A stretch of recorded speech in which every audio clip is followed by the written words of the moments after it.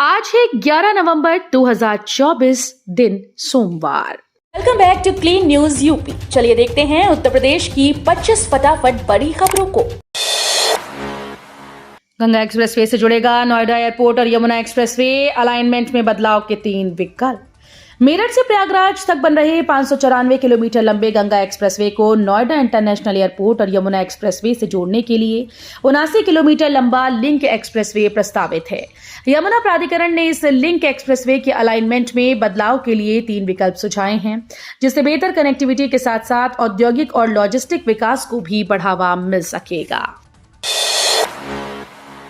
UP में अब बिजली चोरों के खिलाफ चलेगा अभियान, योगी सरकार के मंत्री ने दिए निर्देश। चोरी से बिजली का इस्तेमाल करने वाले सावधान हो जाएं। बड़े पैमाने पर बिजली चोरी के मद्देनजर ऊर्जा मंत्री ए.के. शर्मा ने सभी डिस्कॉम के प्रबंध निदेशकों को बिजली चोरी के खिलाफ सघन अभियान चलाने के निर्देश दिए हैं। कहा कि कई क्षेत्रों में संगठित तौर पर 60% से भी ज्यादा बिजली की चोरी हो रही है। नौकरशाही में हुआ बड़ा उलटफेर, 10 आईएएस अधिकारियों के हुए तबादले। प्रदेश के 10 आईएएस अधिकारियों के रविवार को तबादले कर दिए गए। वन, पर्यावरण और जलवायु परिवर्तन विभाग के अपर मुख्य सचिव मनोज कुमार सिंह को रिटायरमेंट से 1.5 महीने पहले प्रतीक्षारत कर दिया गया है। उनके विभाग की जिम्मेदारी श्रम एवं सेवायोजन व खनन विभाग के प्रमुख सचिव अनिल कुमार तृतीय को दी गई। उपचुनाव के नतीजे तय करेंगे बसपा का भविष्य, दलित वोट बैंक की होगी परीक्षा। उत्तर प्रदेश में 9 सीटों पर विधानसभा उपचुनाव होने वाला है, जो बसपा के लिए काफी मायने रखता है। ऐसा इसलिए क्योंकि आमतौर पर उपचुनाव न लड़ने वाली बसपा इस चुनाव में पूरे दम से चुनाव लड़ रही है। इस चुनाव में मिलने वाले मत प्रतिशत से ये साफ हो जाएगा कि बसपा का वोट बैंक उसके साथ बना है या फिर खिसक रहा है। किसान यूपी के इस मंडी में धान बेचकर करें तगड़ी कमाई, मिलेंगे उचित दाम। कन्नौज के किसानों को अब एक बड़ी सहूलियत मिलेगी। कन्नौज व आसपास के जिलों के किसानों को अब अपना धान बेचने के लिए कहीं पर भी भटकना नहीं पड़ेगा। यूपी के सबसे बड़े आलू मंडी में अब कन्नौज के किसान अपना धान बेच सकेंगे। इसकी सौगात राज्य मंत्री असीम अरुण ने किसानों को दी है। असीम अरुण ने बताया कि अब किसान आलू मंडी में अपना धान बेच सकेंगे। पश्चिमांचल में पीएम सूर्यघर बिजली योजना बनी लोगों की पसंद, लाखों पंजीकरण हुए। पश्चिमांचल में पीएम सूर्यघर बिजली योजना परवान चढ़ती जा रही है। पश्चिमांचल के 14 जिलों में 3,45,000 लोग योजना का लाभ उठाने के लिए रजिस्ट्रेशन करा चुके हैं। सोलर रूफटॉप पैनल लगवाने और सरकार की ओर से मिल रही सब्सिडी का लाभ उठाने के लिए 43,000 उपभोक्ताओं ने आवेदन किए। पीवीवीएनएल अधिकारियों ने पश्चिमांचल में शहर से गांव तक पीएम सूर्यघर बिजली योजना के प्रति लोगों को जागरूक करने के लिए मुहिम छेड़ दी है। गलत लेन देन पर तुरंत सतर्क करेगा एआई ऑडिटर, 1 मिनट में देगा real time monitoring report. Online platform के प्रोजेक्ट का ऑडिट अब एआई ऑडिटर करेगा। ये 1 मिनट में रियल टाइम मॉनिटरिंग का रिपोर्ट देगा। इससे न सिर्फ खामियां त्वरित दूर हो सकेंगी, बल्कि हर पल हैकर्स, ऑनलाइन फ्रॉड से सुरक्षित भी रखा जा सकेगा। एआई ऑडिटर संदिग्ध लेन देन होने पर अलर्ट भी करेगा। चित्रकूट में स्काई ग्लास ब्रिज तैयार, ऑडिट रिपोर्ट का इंतजार फिर पर्यटकों के लिए होगा शुरू। विंध्य श्रृंखलाओं से घिरे दुर्गम पहाड़ियों और घनघोर जंगलों के बीच अलौकिक प्राकृतिक सौंदर्य को समेटे रानीपुर टाइगर रिजर्व क्षेत्र के मारकुंडी के पास पर्यटन के प्रमुख स्थल तुलसी जलप्रपात में स्काई ग्लास ब्रिज बनकर पूरी तरह से तैयार हो चुका है। अब सिर्फ सुरक्षा ऑडिट रिपोर्ट आना बाकी है। वन विभाग ऑडिट टीम की रिपोर्ट आने का इंतजार कर रहा है। इसके बाद पर्यटकों के लिए ब्रिज चालू हो जाएगा। यूपी में ईवी चार्जिंग स्टेशन का जाल बिछाएगी योगी सरकार, राजमार्ग और शहरी क्षेत्रों में होगी स्थापना। योगी सरकार प्रदेश में पर्यावरण के अनुकूल और स्वच्छ परिवहन को बढ़ावा देने के लिए लगातार कई कदम उठा रही है। इलेक्ट्रिक वाहनों के उपयोग को प्रोत्साहित करने और चार्जिंग इंफ्रास्ट्रक्चर को बेहतर बनाने के उद्देश्य से योगी सरकार ने उत्तर प्रदेश नवीकरणीय और ईवी इंफ्रास्ट्रक्चर लिमिटेड की स्थापना की। इसके तहत योगी सरकार प्रदेश में ईवी चार्जिंग स्टेशन का जाल बिछाने जा रही है। जनकपुर से रामलला का तिलक चढ़ाने आ रहे तिलकहरू समारोह में सीएम योगी को भी किया गया आमंत्रित। अयोध्या में भव्य और नव्य मंदिर में विराजमान रामलला का तिलकोत्सव होने जा रहा है। श्री राम के ससुराल जनकपुर धाम से 104 पहिया व 3 बसेस से 251 तिलकहरू 18 नवंबर को यहां पहुंचेंगे। ट्रक में भरकर नेक भी आएगा। समारोह में शामिल होने के लिए मुख्यमंत्री योगी आदित्यनाथ को भी निमंत्रण भेजा गया है। उत्तर प्रदेश लोक सेवा आयोग के बदले नियम पर प्रतियोगी छात्रों ने उठाए सवाल।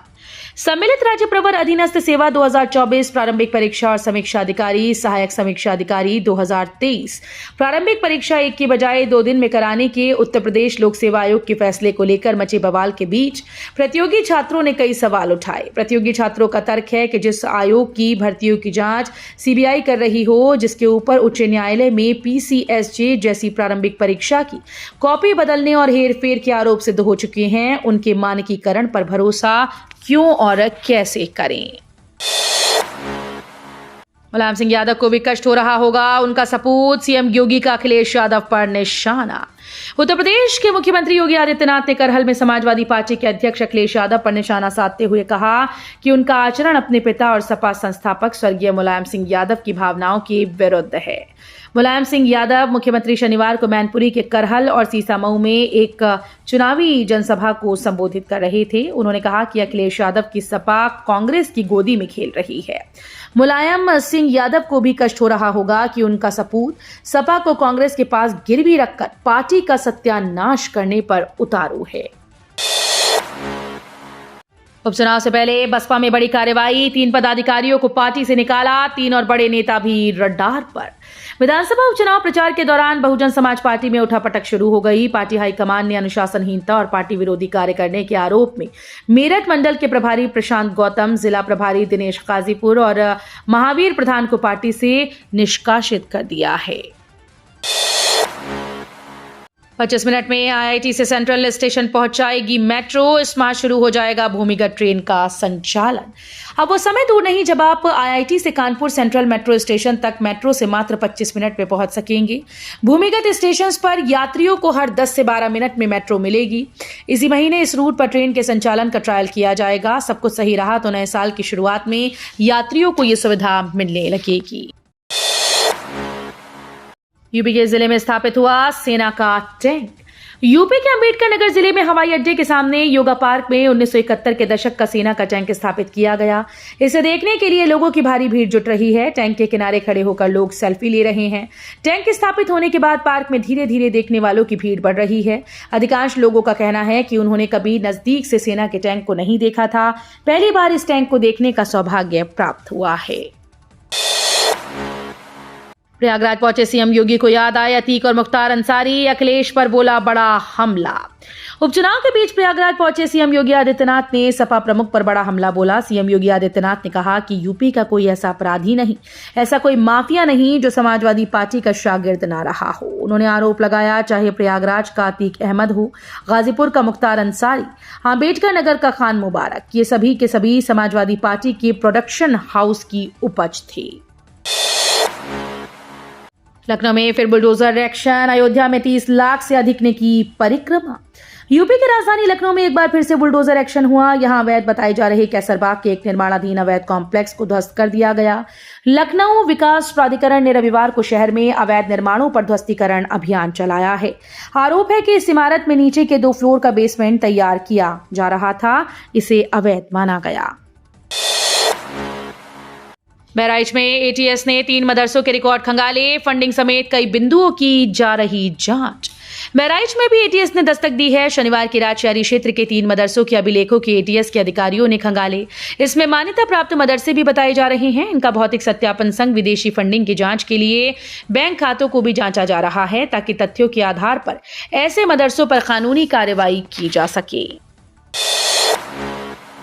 दिव्यांगों को मिलेंगी और बेहतर सुविधाएं। लतिका और एचएबी फार्मास्यूटिकल्स की साझेदारी से मिशन होगा मजबूत। 2016 में 21 प्रकार के दिव्यांगों को सूचीबद्ध किया गया है, जिसमें बौद्धिक विकलांगता, दृश्य हानि, श्रवण हानि, चलने फिरने में अक्षमता, बोलने की समस्या, सेरेब्रल पाल्सी और बौनापन शामिल है। ये सभी स्थितियां क्वालिटी ऑफ लाइफ को प्रभावित करने वाली हो सकती हैं।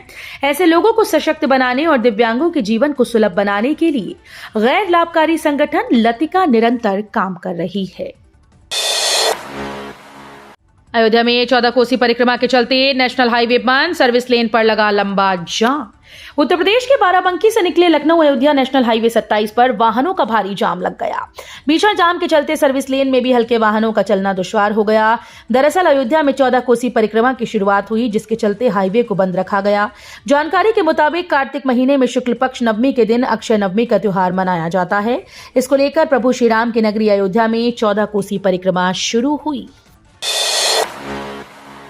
पीडीए माने अपराधियों का प्रोडक्शन हाउस, अखिलेश यादव इसके सीईओ, योगी का सपा मुखिया पर बड़ा हमला। उत्तर प्रदेश के मुख्यमंत्री योगी आदित्यनाथ ने समाजवादी पार्टी के पीडीए की नई परिभाषा देते हुए इसे दंगाइयों और अपराधियों का प्रोडक्शन हाउस करार दिया और कहा कि दुर्दांत अपराधी, माफिया और दुष्कर्मी पैदा करने वाले इस प्रोडक्शन हाउस के सीईओ अखिलेश यादव और ट्रेनर शिवपाल यादव हैं। हर मुस्लिम आतंकी नहीं, लेकिन आतंकवाद ही मुसलमान हैं, बीजेपी विधायक के बिगड़े बोल। यूपी के कानपुर की सीसामऊ विधानसभा सीट पर उपचुनाव बड़ा ही दिलचस्प हो गया है। कानपुर से बीजेपी विधायक महेश त्रिवेदी अपने बयानों को लेकर हमेशा सुर्खियों में रहते हैं। बीजेपी विधायक ने कहा कि हम ये नहीं कह सकते कि हर मुसलमान आतंकवादी है, लेकिन ये निश्चित है कि आतंकवाद ही मुसलमान है। उनका ये बयान सोशल मीडिया पर तेजी से वायरल हो रहा है।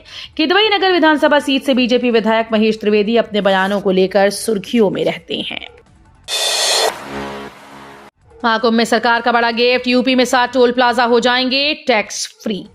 उत्तर प्रदेश में महाकुंभ मेले को तैयारियां जोरों पर हैं। ऐसे में केंद्र सरकार ने योगी सरकार के अनुरोध पर एक बड़ा फैसला लिया, जो यूपी के प्रयागराज जाने वालों के लिए बड़ी खुशखबरी है। महाकुंभ मेले के दौरान प्रयागराज में प्रवेश करने वाले सभी टोल प्लाजा फ्री होंगे। इसको लेकर NHAI तैयारी कर रहा है। राशन कार्ड धारकों के लिए मुफ्त खाद्यान्न वितरण की प्रक्रिया शुरू, 25 नवंबर तक मिलेगा लाभ।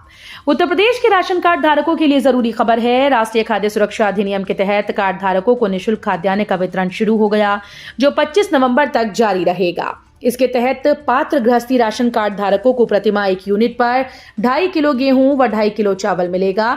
इसी तरह अंत्योदय कार्ड धारकों को प्रति कार्ड 17 किलो गेहूं व 18 किलो चावल प्रतिमाह दिया जाएगा। आईसीसी ने लाहौर में होने वाला बड़ा इवेंट किया रद्द। पाकिस्तान में अगले साल होने वाले आईसीसी चैंपियंस ट्रॉफी को लेकर विवाद जारी है। रिपोर्ट्स के मुताबिक आईसीसी ने 11 नवंबर को लाहौर में एक कार्यक्रम में चैंपियंस ट्रॉफी का शेड्यूल घोषित करने की योजना बनाई। अब यह कार्यक्रम रद्द कर दिया गया है। बीसीसीआई ने आईसीसी को इस बात की जानकारी दी कि वे चैंपियंस ट्रॉफी के लिए भारत को पाकिस्तान नहीं भेजेंगे।